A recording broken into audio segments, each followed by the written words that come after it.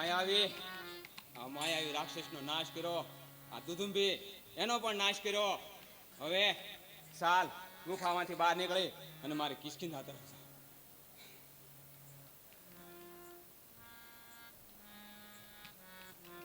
અરે આ શું? હું આ શું જોઈ રહ્યો છું? ગુફાનું દ્વાર તો બંધ છે. કેમ? સુગ્રીવ ચાલ્યો ગયો છે? હજી તો 1 મહિનો થયો પણ નથી અને સુગ્રીવ ગુફા છોડીને ચાલ્યો ગયો છે.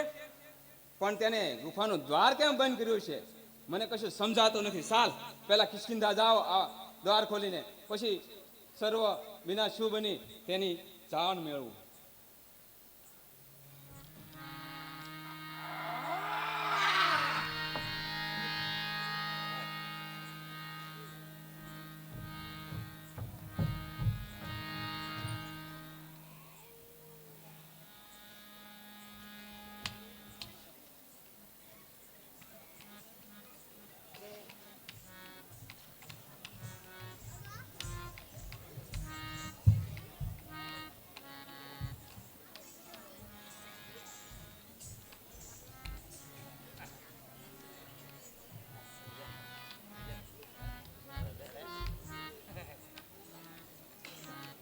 હા મિત્ર હનુમાન. હા મિત્ર સુગ્રીવ. મિત્ર હનુમાન, આપ તો સગળું જાણો છો કે રાક્ષસે આવીને લલકાર કરી મોટા ભાઈને યુદ્ધમાં પડકાર્યો હતો અને હું પણ તેમની સાથે ગયો હતો. ગુફાનું દ્વાર બંધ કરી અને હું ચાલ્યો આવ્યો છું.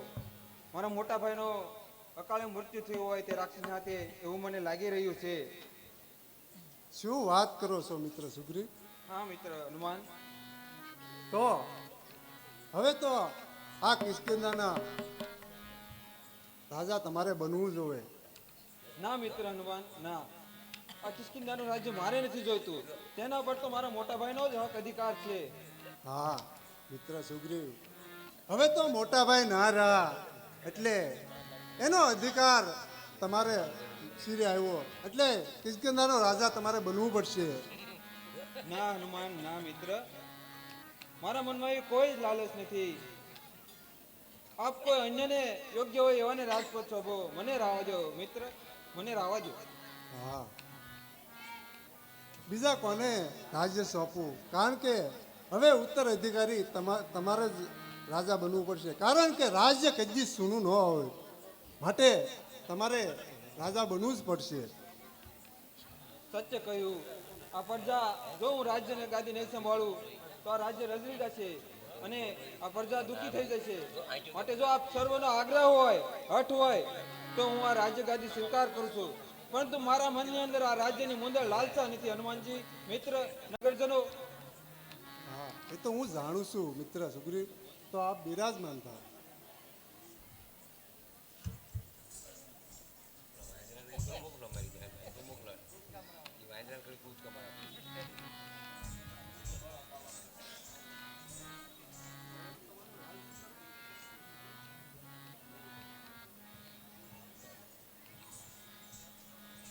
મહારાજ સુગ્રીનો, મહારાજ સુગ્રીનો.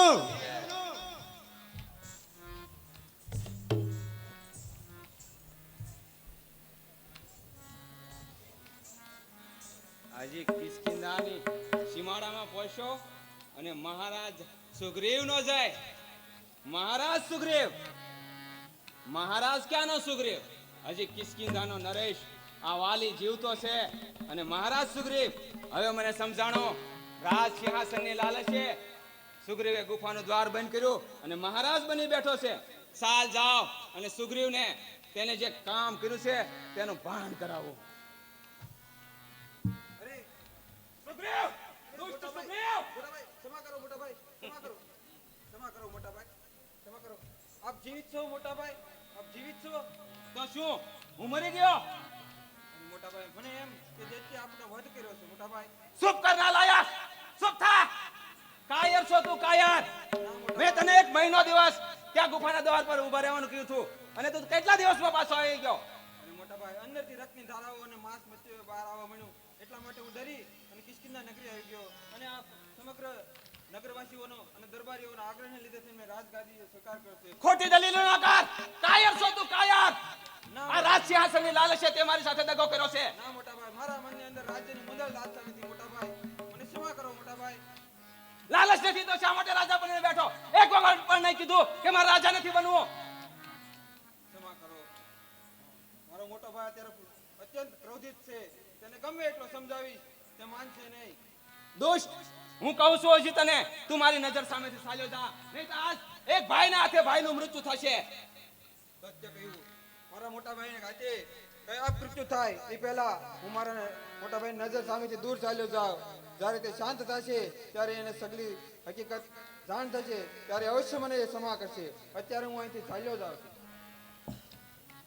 જાઓ, તમે પણ ચાલ્યા જાઓ. દુષ્ટો, આ સુગ્રીવ એક જ તે કાફી છે આ કિષ્કિંધા નગરીનો રાજા.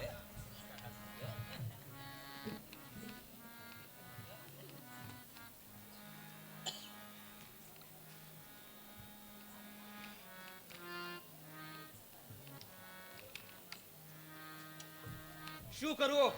કઈ સૂઝતું નથી. આજ મગજ મારું કામ કરતું નથી. મન અને હૃદય વચ્ચે દ્વંદ ચાલી રહ્યું છે. મેં શું કરું, શું કરવું હતું, મને કશી સમજણ પડતી નથી. મારું હૃદય કહી રહ્યું છે નાનો ભાઈ હતો, જીવ તો જવા દીધો, કઈ વાંધો નહીં, પણ મગજ કહી રહ્યું છે રાજ સિંહાસનની લાલચ બહુ ખરાબ વસ્તુ છે. એક વખત રાજ સિંહાસને જે બેહે તેને રાજ સિંહાસન પાછું મેળવવા કંઈક ને કંઈક કાવા દાવા કરશે. તેને જીવ તો જવા દે, મેં ખોટું કર્યું. આ સુગ્રીવ જીવ તો રહેશે ને તો કંઈક કાવા દાવા કરશે અને રાજ સિંહાસન પાછું મેળવવા પાછો આવશે. તો સાલ હવે સુગ્રીવ જ્યાં સુધી પટ ઉપર જીવતો હશે પૃથ્વીના ત્યાં સુધી મને શેન નહીં આવે. ગમે ત્યાંથી સુગ્રીવને ગોતી મૃત્યુને વશ કરો ત્યાં સુધી સુગ્રીવ હવે હેઠો નહીં દે.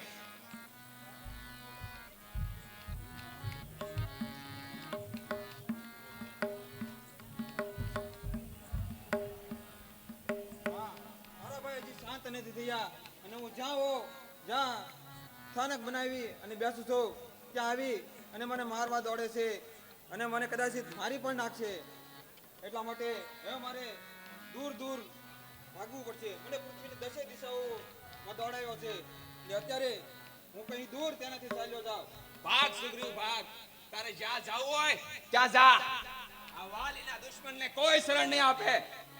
આકાશ પાતાળ સર્વ દિશાઓ સૌદ ભવનમાં વાલીના દુશ્મનને કોઈ ના આશરો આપે. તારે ભાગ હોય ત્યાં ભાગ. તારી સામે આ તારો કાળ વાલી બેઠો જ હશે. ભાગ સુગ્રીવ.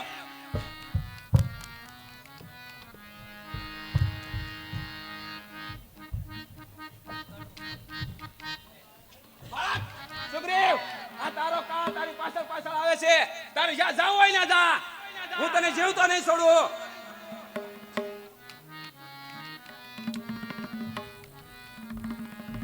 હા, હું દસે દિશાઓમાં દોડી આવ્યો પણ મારો ભાઈ વાલી મારી પાછળ પાછળ આવે છે.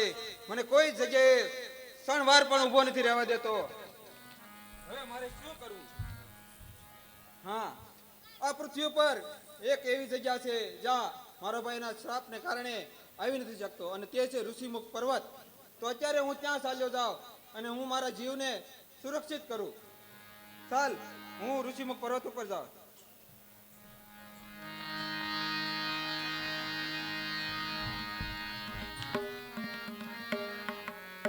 સુગ્રીવ.